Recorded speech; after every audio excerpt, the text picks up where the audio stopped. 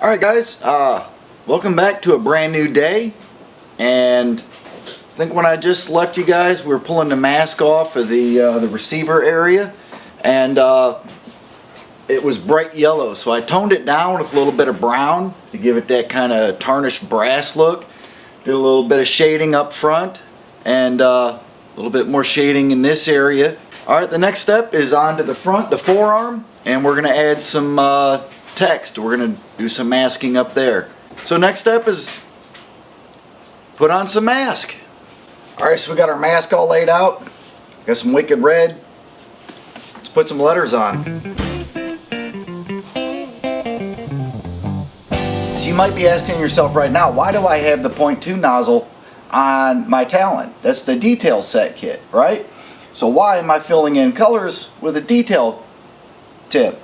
Well, I could come up with something smart to say, like I'm trying to control overspray, or I want to detail out the letters, but in reality I was just too lazy to switch over.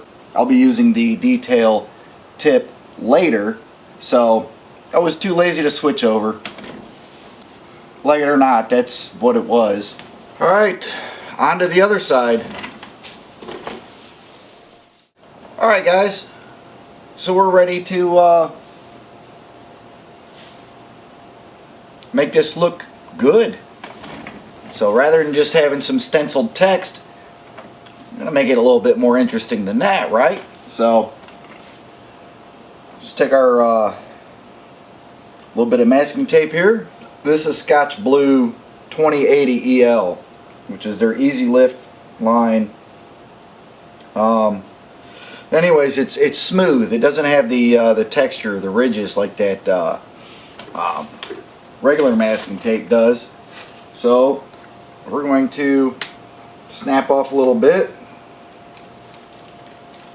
and right about halfway,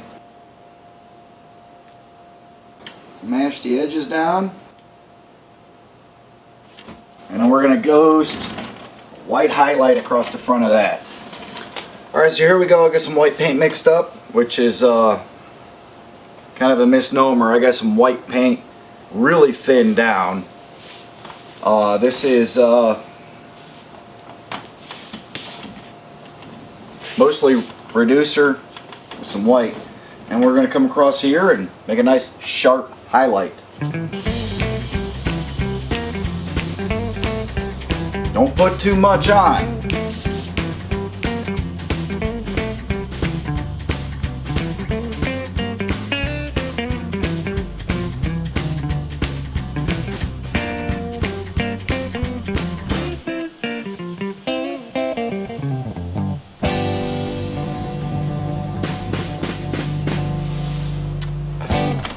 I think that'll do. I'm going to do the other side real quick. So the trick is, and there's always a trick, right? The trick is to spray mostly on the tape so that the overspray area just goes on the letters themselves, because we don't want a change in gradient. We're just looking for the gradient. So we don't want to be thin to thick to thin, if that makes any sense.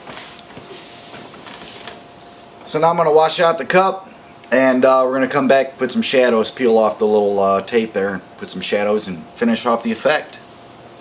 Alright, you can see with the tape off that is a pretty cool effect. But in order to actually seal the deal, or sell it as I like to say, we're going to put a little bit of shading on the bottom side of the glass. That's what's going to really sell this effect. Check it out. Got some black mixed up. Same thing. We want to spray closest to the edge that we can. Now we don't want to change the color to 100% black.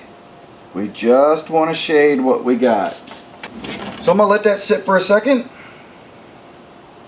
and I'm going to pull off the mask. Alright guys, so there you go. That's glass letters, and I think I may add some shadows to it. I haven't decided at this point. Thanks for watching. As always, I hope you learned something from this. Subscribe if you haven't subscribed already. Like me on Facebook, follow me on Facebook. It's cool. I don't think you're a stalker. You know, it's good. I asked you to, so it's cool. Like, subscribe, Facebook. I think that pretty much covers everything. So, later.